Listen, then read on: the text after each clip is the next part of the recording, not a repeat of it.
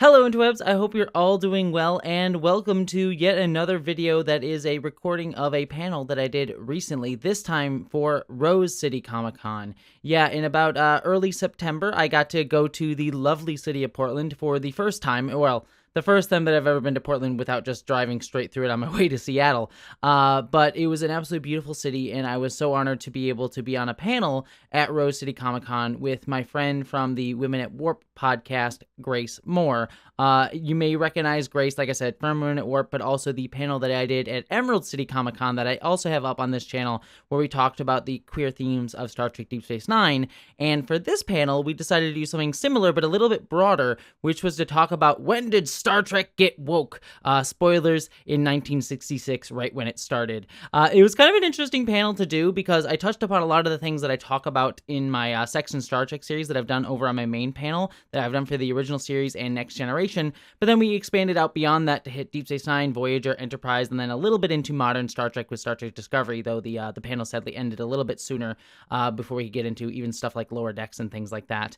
But it was a really great conversation. You'll get a little bit of spoilers of stuff that I'm planning for my Sex and Star Trek series moving forward with Deep Space Nine and everything, and some of the topics that I want to talk about. But it's just a great discussion around just not only politics in Star Trek, but how Star Trek was always just an emblem of its time, both in progressive ways and in reductive ways, and how, problems both behind the scenes and in front of the scenes always echoed what Star Trek could say and would say, and how Star Trek has in many ways pushed that boundary a lot of the time with a lot of its discussions on politics and allegory and things like that and representation, and sometimes has failed at that as well.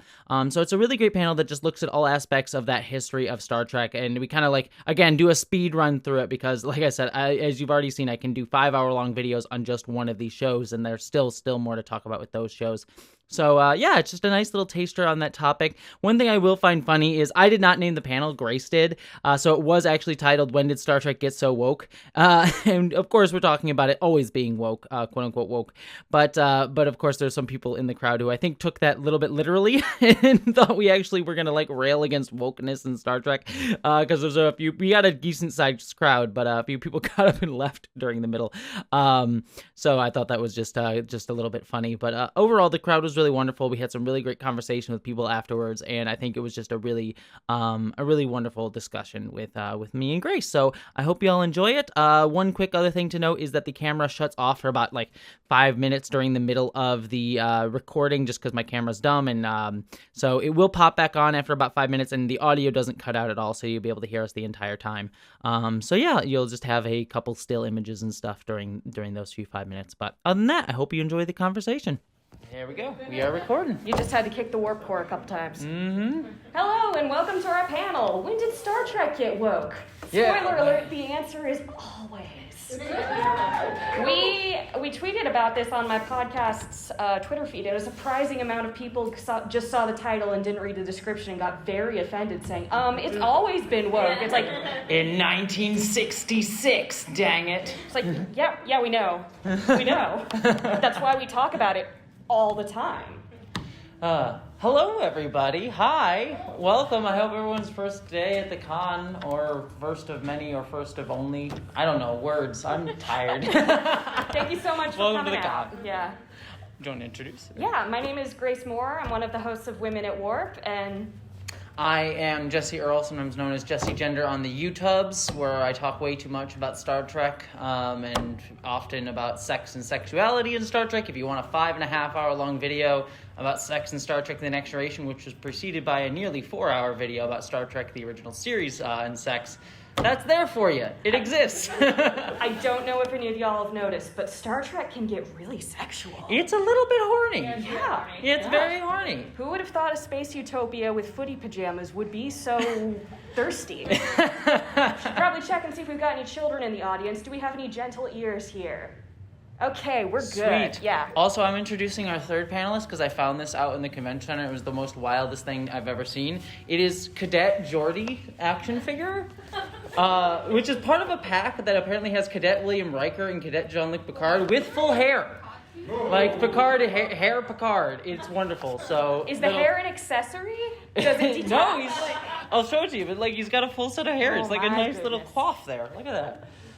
So that's our third panelist. Yes. Anyway, we're here to talk today a little bit about the history of social awareness in Star Trek, which, as we said, has been there from the beginning.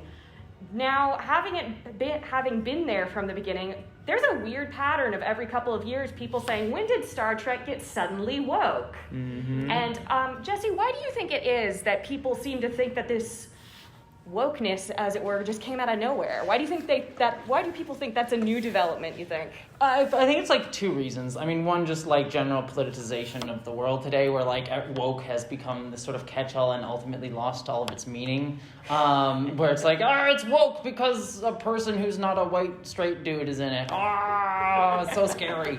I hate to tell you, there's a pretty high percentage of wokeness in the world. I know. It's like the human race is woke. But also, I also think it's just because, like, Star Trek, in a lot of its sort of discussion of politics, was, like, helping to, like, push forward that sort of progressive ideal in its time, and in ways that as we'll talk about, in flawed ways and very progressive ways in sort of equal or different measures. But because it's so sort of normalized over time, people look back and it's like, oh yeah, this was just totally fun. It wasn't a big deal. When if you look at those shows, as we'll talk about, they still had very like just as big, like bash you over the head messages that have just become so thankfully self-evident in a lot of ways today, though some still have not become as self-evident as we wished, that people looking back on it don't sort of see those messages and sort of think, like, this was just a fun little escapist sci-fi show. Yeah, there's literally a Sneetches episode, well, not literally, there's a Sneetches episode where it's the people who are black and white versus the people who are white and black. How much more can they bash you over the head with the metaphor without you getting it? I think a big part of it is that we've grown up in kind of a rerun generation, such as it were, and we've had like years between original Star Trek and new Star Trek, to the point where over time some ideas have are becoming thankfully more prevalent, like this idea of, hey, racism is bad. So that when you see it in like an older TV show, when that's the message, you're like, well, yeah, that's a given. But that doesn't mean you always embrace the idea fully. So when you see it in like new, different forms, it seems different. But but if it's a new concept that's being challenged to you for the first time, then that can be very jarring. And unfortunately, there's a lot of people who are, for all of the wondrous diversity of the world, are seeing a lot of things happen on TV, and that's a first for them, and that is jarring for them. And a lot of people too also like try to think of like science fiction it's just supposed to be escapism, it's just supposed to be fun, which is like never what science fiction was ever. Like science fiction's always about some sort of message about the world and trying to extrapolate and talk about today. But when they see messages in science fiction today, they will sort of like, oh, this is meant to address the thing that I'm feeling and discussing and thinking about in the world today. Like, how could they be so woke? Why are they bringing their politics of today into this escapist science fiction show? And they're like, well, and then the argument that they'll use back is like, well, back in Star Trek, in 1966, Gene Roddenberry was trying to be very subtle about it. It was just integrated really well. It wasn't subtlety. It was you're not allowed to actually talk about it on camera. You're just allowed to have it kind of going on under the radar. But even if you point out like the big racism episodes, like, hey, half black, half white characters, like they'll be like, oh, well, that was the point. But they didn't have like these like moral virtue signaling that you would see in like Discovery where they have someone share their pronouns. I'm like, there's a scene in the original series where Uhura sits down at the console and like Sulu looks over and is like, yeah, nice. And it's like, it was literally a scene to be like, look, a black person is on the bridge and getting to like take part in this. And it was literally like a whole moment that we sort of miss now because we don't like think of that as big a deal as it actually was, which is good. It's good that it's like not seen as big a deal anymore.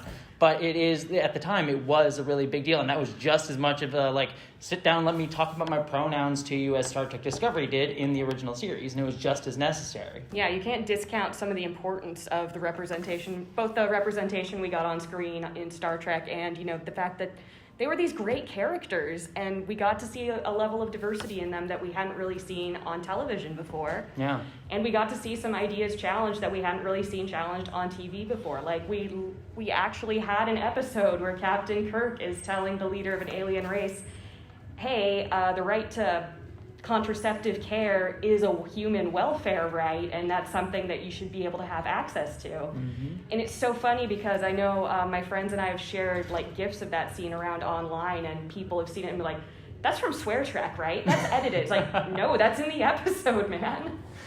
But Pay attention. But we should also talk about, like, not just it being, like, a perfect show in that regard, because it was still very problematic of its time. Absolutely, yeah. Like, yeah. For me, like, Gene Roddenberry, this is what I talk about in my Sex and Star Trek video. Even though I try to make it fun and we talk about, like, the sexy times and Gene Roddenberry being Roddenberry, and Barry? Yeah. Kind of fits. His mirror universe counterpart who killed the Prime One and took over. He was a very horny man. But also talking about how at the time, like, he was a man who was fairly progressive for the time that he was writing the original series in, and yet he was also a man who had a lot of blind spots. I mean, one of the things that I spoke about was how very tokenistic a lot of his views on bringing in other identities into the original series was. Like, Nichelle Nichols, obviously amazing, wonderful, kick butt, like a great advocate in so many different ways. Hugely influential figure who went on to be a spokesperson for diversity in NASA, inspired a bunch of people, inspired Whoopi Goldberg to become a performer. The list of things you could say about Nichelle is endless. In fact, they made a documentary about her. It's really Check good. it out. But the problem is that, like, her character isn't really included much in the show. And yes, the show is the Kirk, Spock, and sometimes McCoy show. But it is also important to note that while she was there, like, a lot of these other characters didn't really get to have, like, an inclusive sense in the story, and a lot of these characters didn't get a chance to, like, actually speak about their identities and in sort of, like, an authentic way, and get to be included behind the scenes, too, because behind the scenes it was mostly, like, dudes getting to write the show, mostly white people getting to write the show, mostly straight people getting to write the show, with a few exceptions here and there, like DC Fontana and David Gerrold, who are excellent as well. But for the most part, those are the people that got to tell the stories, and as a result, there was tokenism and a sort of, like, we're going to explain to the, like, presumed to be mainly, like, straight, white, like, middle American audience, like, what these identities are like.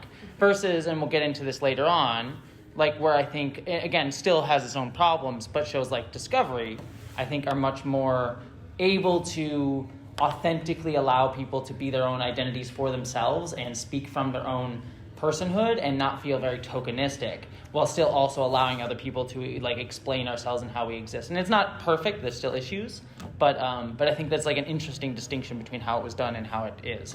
Yeah, it's definitely, for the progress that it was trying to be, it was still a product of the 60s, which were, oh my gosh, so long ago, both in terms of progress and time. But correct me if I'm wrong, wasn't there even a memo that went around at one point saying that they needed to limit the amount of women characters they had so they wouldn't have to put so much time and energy into their hair and makeup and stuff? Oh, I'm sure, yeah. I mean, I don't really remember the memo specifically, but I wouldn't be shocked. I mean, we still got to see, like, women wearing short skirts being very sexualized at the time. Anytime they get a close-up, the Vaseline on the lens so they're nice and soft-looking. You get to see those William Ware Tice costumes where women were literally super glued into them, and they had to be, like, pulled off of them at the end of the day. So it was very much about, you need to be sexy first and foremost because you're a woman on TV. Mm-hmm. And then it gets interesting, too, as we, like, move into Next Generation, unless you want to still keep talking about it. No, please, let's move on to Next Generation. There's so much to go from there, especially with taking the whole trio of Kirk, Spock, and McCoy, and then bringing that over into TNG, which carries over kind of into the constant recurring of Picard, Riker, and Data, who they were who, as I understand, Roddenberry was kind of trying to push as a focal point there. Yeah, and it was sort of the same setup. But what's interesting, this is something that, like, kind of shocked me when I was doing my research for my Sex and Star Trek: The Next Generation video, was, like, we tend to think that, like, oh, a lot of the conversations today about more representation for women, more representation for people of color, more representation for LGBTQ people, like, that's just a modern conversation. But, like, no, it was a conversation going on back in the day of the original series. Like, George Takei, there's something I meant to mention with that, was, like, actually came to Gene Roddenberry, was like, hey, can we have, and he was sort of like, I came as, like, a concerned liberal friend, because he wasn't out at the time. And he tells the stories, like, I did it in, like, a pool party where I sort of swam up to Gene Roddenberry and asked him this. Because as we all know, the most important Hollywood meetings happen in pools. Exactly. And he sort of said, oh, can we talk about more queer? He didn't use the word queer at the time, but like the gay issue is how he phrased it. Mm-hmm.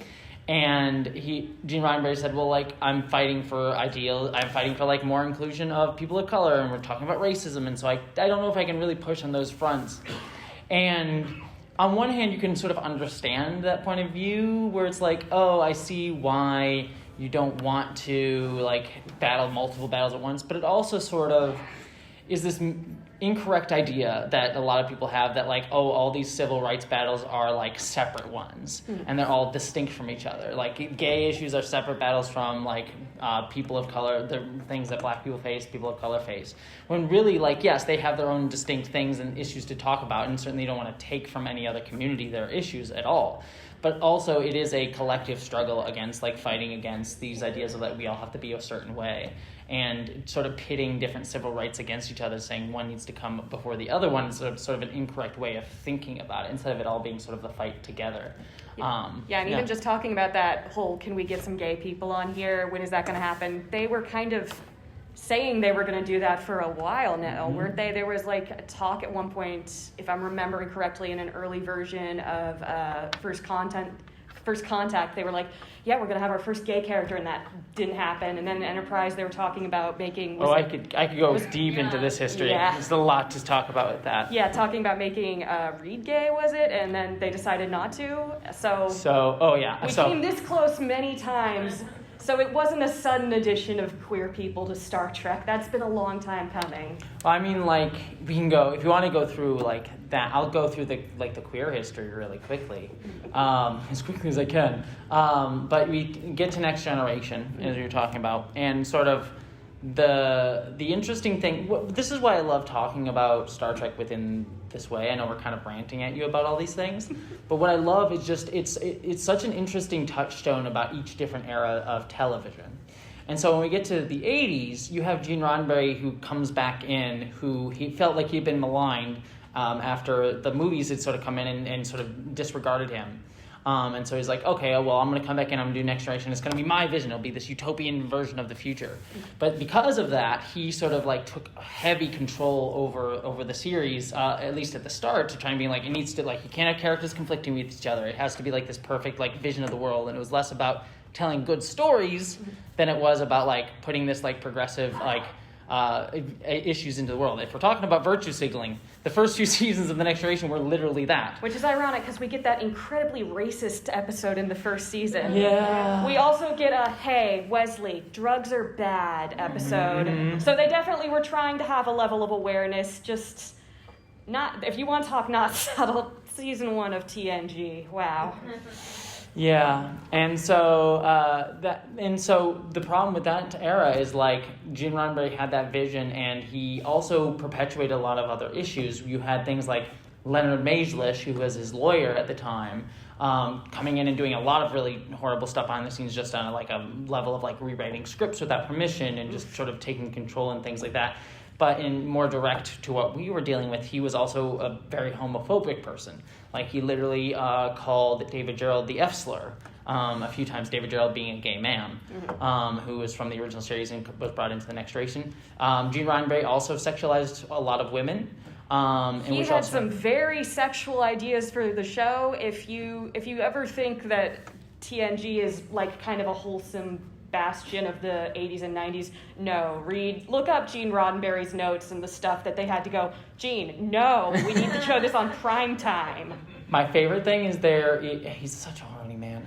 There's literally a memo where he talks about, again, plug the ears of little children if they're here, but, like, Ferengi's testicles. Oh, like, my gosh. Do you want to know about Ferengi testicles? There's a whole memo. He went hog wild talking about the sex habits of Ferengi. And the sex habits, of betazoids as well. Just a very horny planet where everyone's naked all the time. And which you can imagine, working with a guy who's kind of got that sort of sexual bent has got to be really uncomfortable if you're a woman working in production, or anyone who's not a straight man. You've got to kind of be like, oh, wow, this is a lot. Yep.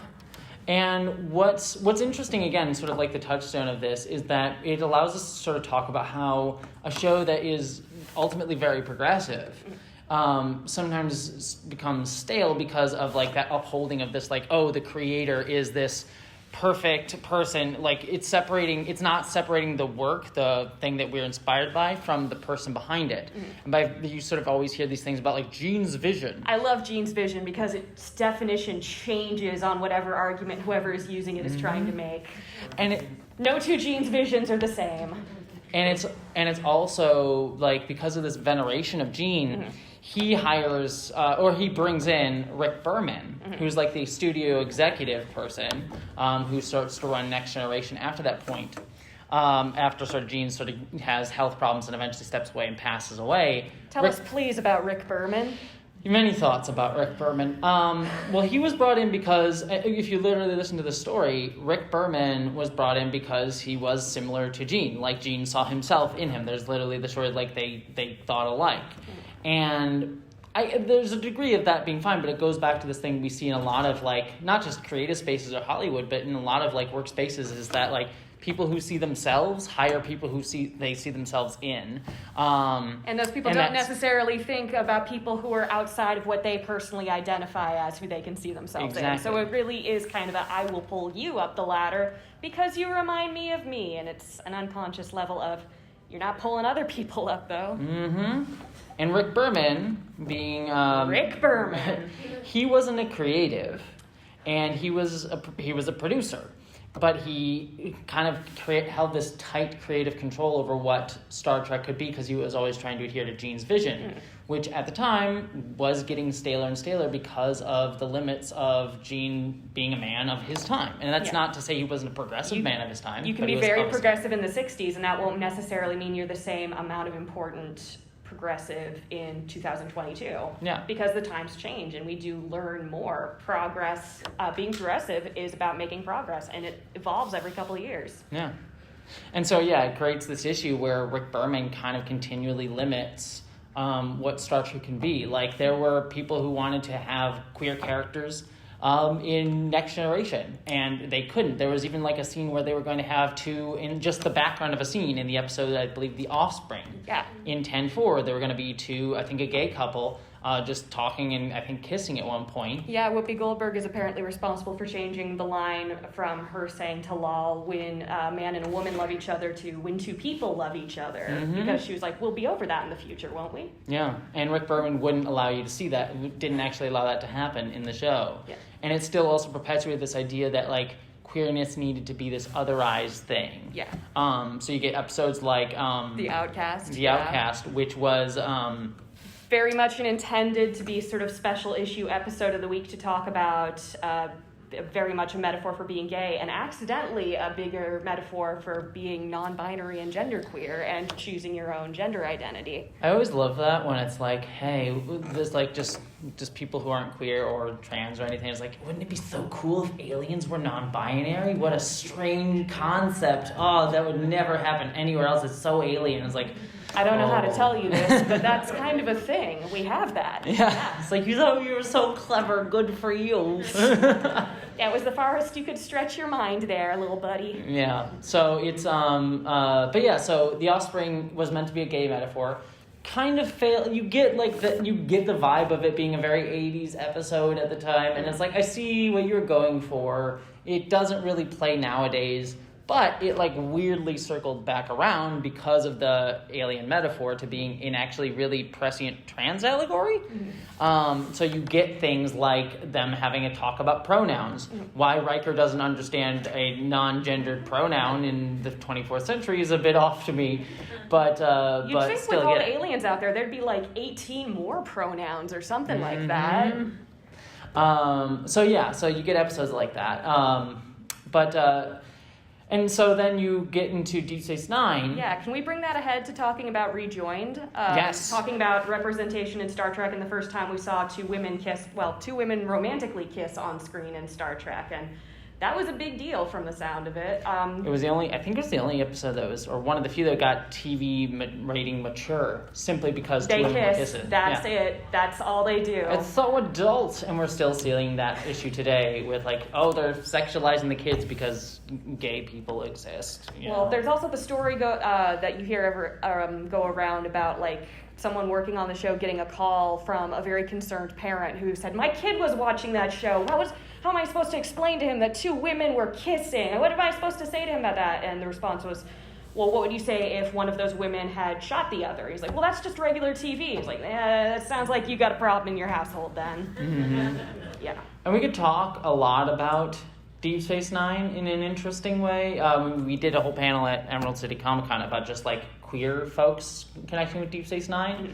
And it's interesting to me that is the show that like was, because it was like the stepchild of the Star Trek universe and was sort of seen as this like offshoot thing between Next Generation and Voyager and didn't get as much of like the attention from everybody else. They were allowed to do a lot more stuff. And ultimately, I think allowed the show to push the boundaries a hell of a lot, like with Rejoined, even though that also still has its like problems with like a kind of sad ending. Like, well, and also that the only time they can show this queer couple is if it's an alien situation, and it's oh, don't worry, they were a man and a woman at one point, just changed it around. Mm-hmm. You also get things like flamboyant capitalist goblin.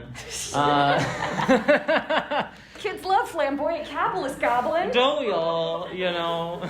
Kids go crazy for that capitalism species. Exactly. But yeah, you get that. You also get like Jadzia, who we talked about, who's like a very, again, prescient trans metaphor. Because of the alienness, they were able to talk about issues of gender that were sometimes intentional, sometimes not by the writers. But it spoke to a place of honesty that a lot of trans people related to when we talk about like gender and like people not dead naming someone. There's a great scene where Klingons say trans rights, which I think a lot of us know, where there's like Jadzia, who used to be, like, because of her weird alien slug stuff, gotta love the trill, used to have memories of the man who she was before, Curzon Dax.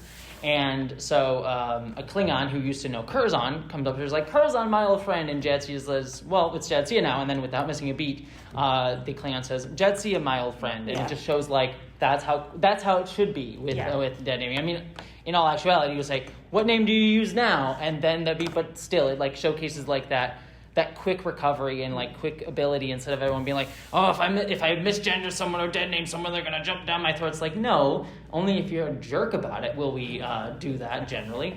But it's just showcasing like those really wonderful moments and how like within transitions you can still have friends who support you through that, and like the terms of endearment. Like I always love using Jadzia as a trans metaphor. Because when I go into that specificity, you'll have characters like Cisco, who will say, like, calls her old man all the time. And people will say, well, isn't that, like, misgendering or something like that? And, like, on a technical level, yes, because she identifies as a woman. But it also showcases, like, the camaraderie and kindness and friendship and the ability that they have with each other to know that, like, he's able to call her old man. Because it's not, like, a thing about gendering her. It's a thing about him seeing her for who she is and their totality of their friendship. And Dax seems to really take it as a term of endearment. Yeah. So. Well, it's all about when you do something like that. Like when you're misgendering someone, the whole point with like the reason that hurts a lot of trans people is when you misgender someone, it's telling us that you're not seeing us as how we wish to be respected and seen. And so when he calls her old man, while it on, again, a very technical level is misgendering, it's him saying, I see the totality of you and the history of our friendship and kindness and like who you always were and who you always mean to me. And so yes, there's like a gendered part of it, but it's really about showcasing that he sees the totality of who she is. And I always like find that to be an interesting sort of discussion about what at a core level gendering someone properly means, rather than it just being about like gender, which is an important aspect of it, but it's really about seeing a person, not just their gender. And can we talk about Cisco for a minute? Yes. Both as being the first black lead on Star Trek and the fact that was very heavily policed by the producers. There was all kinds of rules put on Avery Brooks, and he needed to have a head of hair, no beard, because they were like, no, you can't look too aggressive, you can't look scary to middle America, and him being like, but I like just having the beard, and they're like, no, they'll think you're too much of a tough guy, and him being like, I really want us to emphasize that Cisco is an awesome present dad, even though he's a single dad, and they are like, yeah, totally, we aren't going to end the show very great for that, though. It's interesting, too, and I mean, again, like, I'm a white person talking about black issues, Yeah. so like grain of salt, and go listen to like many wonderful black creators like Kennedy from Women at Warp, who will speak about this. Your Away team, check it out. Exactly. Great podcast. Who will talk about these issues in better detail than I can. But like things like the pressure that like someone from a minority community has on them to sort of represent all these things at once. Again, with Cisco being like, I want to be a good dad to Jake, because we don't get to see those role models. And it's like he's not allowed to be a character imperfect in this way because of how the stereotypes of black men at the time and still this day of being like absentee parents. And so it's good to have that, and it's really good to see that on television. It was great for Deep Space Nine to do that, but the fact that that was like such a conscious need to do that too also speaks to like that pressure. It's when even going back to Nichelle Nichols, one thing that I think, after her passing, that story went around that a lot of people know about her, Martin Luther King Jr. going up to her and saying, like, you can't leave Star Trek. Like, she was thinking about leaving Star Trek and saying, you can't leave Star Trek. It's important to see ourselves in that way in the future. And absolutely correct. Like, that's wonderful. But a thing that people forget about hearing that story is something that Nichelle Nichols spoke about in it, is how angry she was at that whole situation. Not just at Gene Roddenberry, but also at kind of like Martin Luther King for saying that. She actually spoke about, like, she spent the entire weekend after that angry. Because she's like, I want to go do other things. She didn't sign up to be a symbol. She was an actress. She wanted to perform. Exactly. Yeah. And again, Star Trek is great. She wanted to be an icon for so many. But it wasn't exactly the like most nuanced acting role, especially on the original series. Yeah. And so it's like, probably at that point she would have been very frustrated with what she was given and getting to do. I mean, she got to do the movies and she got to do more work later on that was probably much more interesting and she could sink her teeth into, but it must have been rough. Yeah. And so it's just that pressure that a lot of minority communities have to be like the ideal symbol as opposed to like pursuing what they want to do as people. So it kind of goes to Cisco. But Cisco was able to be a much more full and nuanced character than at least in the show, the original series, Nichelle Nichols Uhura was able to be. So. Well, we're talking about firsts and leads. Can we talk about Janeway? Do we want to jump into Voyager and talk about how Janeway had to be everything that the different writers wanted her to be in terms of being a woman and a leader? I want to talk. There's one last thing I do want to mention though with Deep Space Nine. We could talk so much more about Deep Space Nine. There's like butch like femme women with Kira and all that stuff. But one thing I think it's important to mention to sort of go into this idea of like how Deep Space Nine got to do all this stuff, but still also had failures. It was still written by a lot of like white dudes, straight white dudes. Yeah. And able to and because of that they had a lot of faults. So there's this one part that always like irks me that they did a recent documentary, which is really good, about Deep Space Nine. And Ira Steven Behr, who was the showrunner for most of the series after Michael Piller sort of left doing it for the first two seasons, he spoke about in the documentary. He was great. He did a lot of good things, but a couple things that he failed at still were actress Terry Farrell. She was being harassed by Rick Berman. The presumption is that it's Rick Berman, but she was harassed by someone. And Ira Steven Behr literally stated, like, I didn't know that was going on.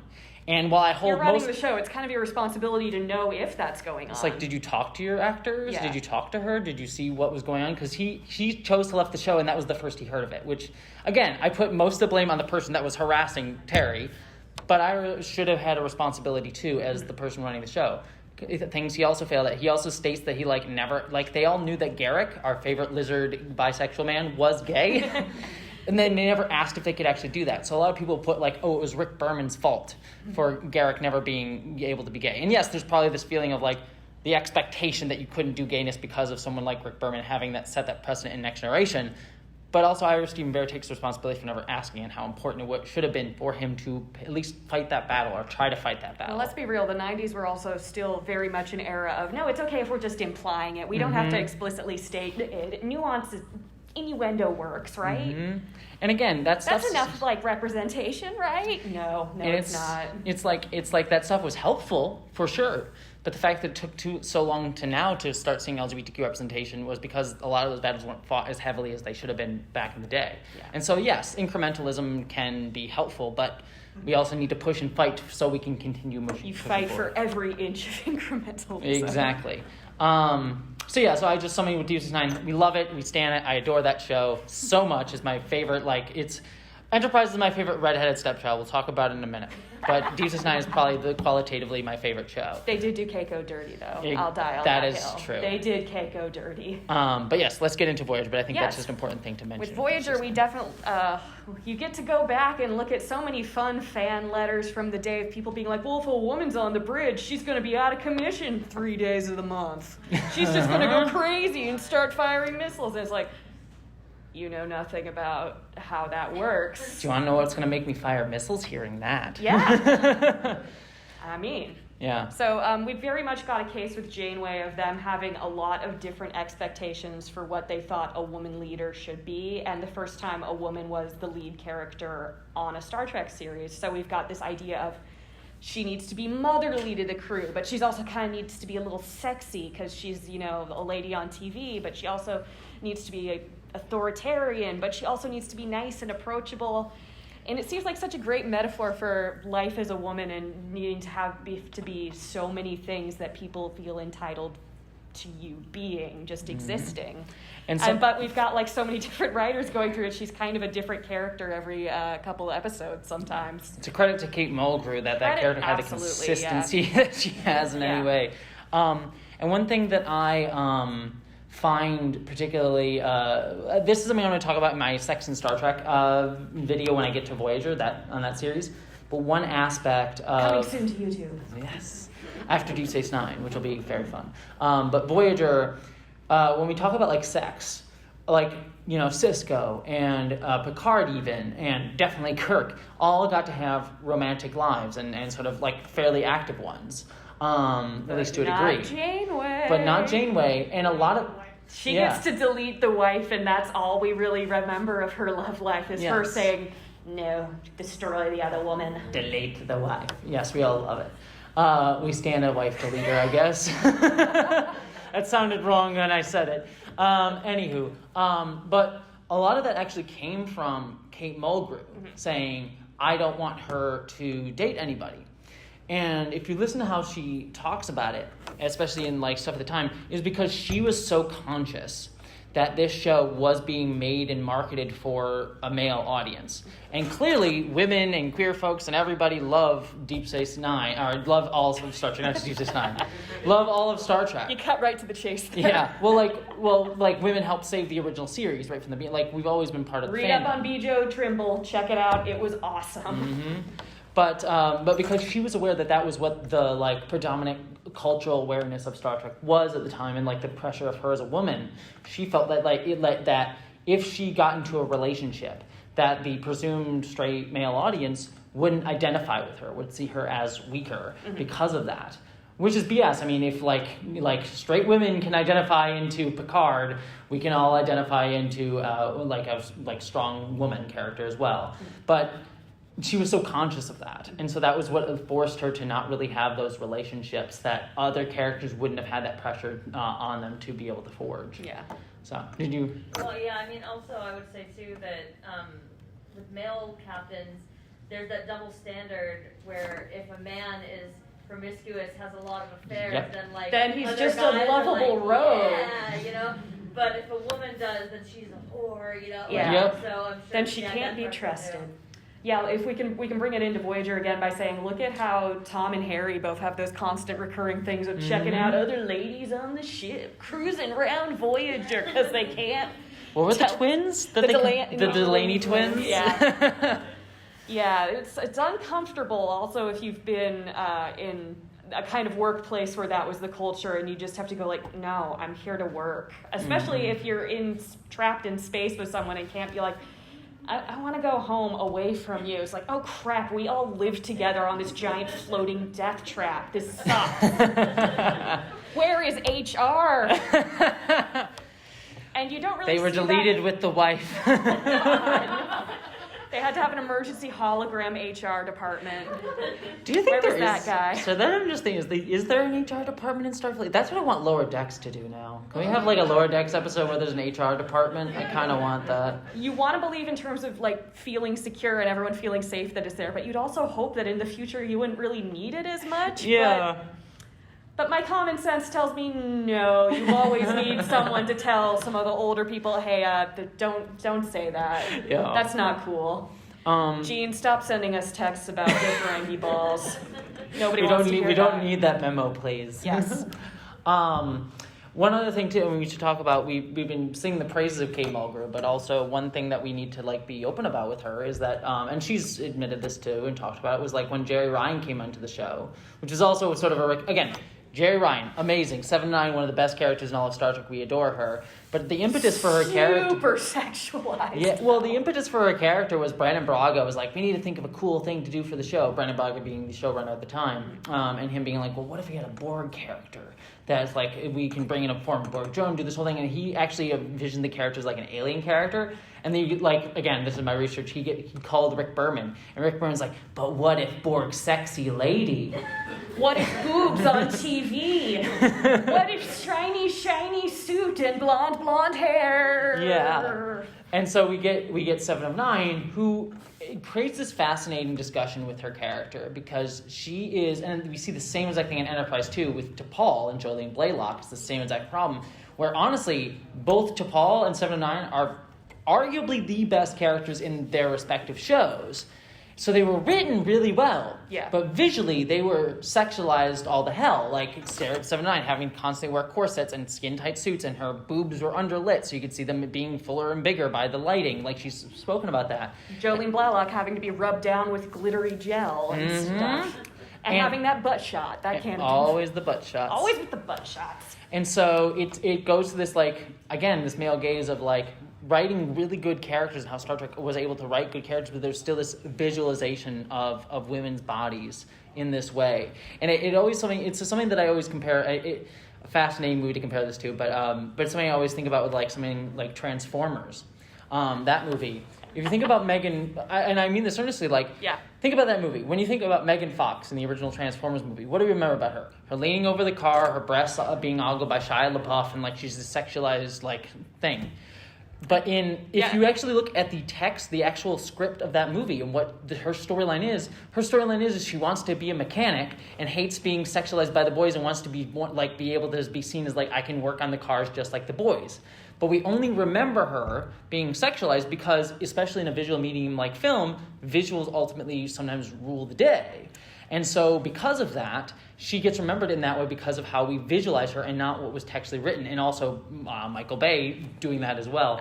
If I'm remembering right, somewhere they said her audition was having to wash Michael Bay's car in a bikini. Yep, which is great. Gotta love Hollywood. But let's talk Enterprise some more. Yeah. Talking about T'Pol, you gotta bring up stigma, though, and the fact that they... The big AIDS episode. Very belatedly, they did an episode that was very clearly an HIV and AIDS analogy. It's transmitted via something that is considered kind of taboo in the culture, and there's no real cure for it, and it's kind of ostracizing if you have it and are known to have it. Mm-hmm. And fascinating things with stigma. Number one, speaking of, I mentioned David Gerrold being a gay man earlier in Next Generation, writing for both the original series and Next Generation. He pitched a story called Blood and Fire. Script was written. It was about HIV. And featured a gay couple in the story. Very offhandedly, too. He even mentions it's not like the center, but it is an AIDS metaphor with that sort of thing. That was going to be made in the 80s. But because of Leonard Majlish and Rick Berman, that quite literally said that like they was canned because of them. And so it took 20 more years for them to make an HIV episode, and they were only did it because it was actually, if you know at the time, it was like AIDS Awareness Week on UPN. Yeah. So it was only done for AIDS Awareness Week on the channel that they were kind of roped into doing it. And so like they did their big AIDS episode 20 years, not that AIDS isn't still worth talking about and relevant, and especially to the gay community. But there was definitely a high point of the epidemic where it was kind of at the forefront of the cultural consciousness. Yeah. And was very, very, very noticeably not being talked about by a lot of people. I'm talking about the president and what have you. Yep. So Enterprise doing an AIDS episode, it's significant. It's something. It's also kind of a little late to the party. Yeah. I'm glad it's better than it not existing. I mean, the episode's decently good. Like, I don't hate Stigma. I actually think it's a decent episode. Would have been much more, I think, meaningful if it had been done in the 80s. Yeah. So what happens when it's not woke, it's late? I mean, if you have progress, the thing that was progress years ago, if you've actually achieved it, it's not progress anymore. Exactly. It's Yeah. like it goes back to what we were talking about before, right? Where like it sort of becomes just a statement rather than it actually pushing the boundaries of what science fiction should do. It should make you like I mean, what I love about Star Trek, and this gets us into kind of Discovery too. And I think again, Star Trek Discovery, I have issues with it. Like I don't always love it. It's over the top. Like everything needs to be a blockbuster, end of the world stakes every season. But what I love about... There's stuff to criticize, there's also stuff to love. Yeah, what I love about Star Trek Discovery in particular is it kind of marries the both sides of science fiction that I really love. Because what Gene Roddenberry wanted to do with the original series is say, like, well, look, there's a lot of stuff we can't talk about in television right now because of a lot of censorship. And science fiction allows us the spot to sort of take all these issues out of present-day context and talk about them in a context that is less... like overtly, obviously politicized. Still very much talking about those issues, but using alien metaphor to like get it past the censors to be able to be spoken about, which is great. But when you do that, what it ends up doing, as we've been talking about this whole time, is it otherizes everybody. It otherizes people who should be able to be seen in those stories as seen as like alien, different, other, weird, strange, that you're like learning about, but it still sees as different. And what I love about pretty much all the modern Star Trek, but I think Discovery specifically, is that it has those stories where it's using science fiction to tell metaphorical stories. Like the most recent season was about mental health, like the stigma on mental health, COVID-19 pandemic. Like that was what it was about. And it also has episodes where we talk about like queer culture and queer issues. Like with in season 3 we had the wonderful episode where we get to see our first trans and non-binary characters in the series, and like that like had a part where one of the characters gets wrapped in a quilt, which represents the AIDS quilt, and getting to have a surgery, like getting the Trill symbiote and put inside of him, which is like representing like gender confirmation surgeries, which in the Star Trek future aren't a big deal anymore. So using a science fiction metaphor to represent that is a way to able to like talk about like these types of surgeries that wouldn't be a big deal then, but still are able to talk about in science fiction metaphor. So it's able to do that, but it allows people to actually be themselves authentically. So we have all these science fiction metaphors, and yet you also have queer people being like, hi, I'm very gay, nice to meet you. And like not just like announcing it like I'm joking right there, but like just authentically get to be queer and exist and like form queer found families, be themselves. And one of the things that I like realized, there was one episode where I watched and I was like, again, I love my straight white dudes. We love our Captain Pikes here. But I watched a scene, and there was like 8 main characters in the scene, like all talking to each other. I'm like, there's not a straight cis white dude in this bunch. Compare that to the original series, where it's a lot of just a bunch of dudes together talking out what's going on. Yeah. It's a change up. Yeah, and like still issues too with like, again, I'm a white person talking about this, but like with Sonequa Martin Green, we were talking about black people's hair. Definitely had issues with how her hair was shown, especially in earlier seasons. Again, Kennedy is probably a better person to talk about that than me, but something worth mentioning. So she definitely has a lot to say. Definitely check it out. Women at Warp. It's a good podcast if you haven't heard about it. That said, we are just about out of time. Very close anyway. So, Jessie, you've been hyping up your YouTube channel. Do you want to tell us where people can find more from you and learn more about what you've got to say here? Yeah. So first off, I'll be on another panel on Sunday, another Women at War panel. I forget the name of it, but I'll look up Star Trek panels going on Sunday. I'll be there. Yeah. But you can find me at Jessie Gender on YouTube. Again, there's many videos on Star Trek. If you're like the conversation I had here, my Sex and Star Trek series are my 2 biggest ones. Find me if you see me around the con and you're a fan, come up and say hi. I love hugs and saying hi to people. That's my main stuff. And you can listen to my podcast, Women at Warp, wherever you can download podcasts, and you can find me on Twitter at BoneCrusherJank, and I will also be around all weekend. Hell yeah. Thank you all so much for coming. Live long and prosper, everybody.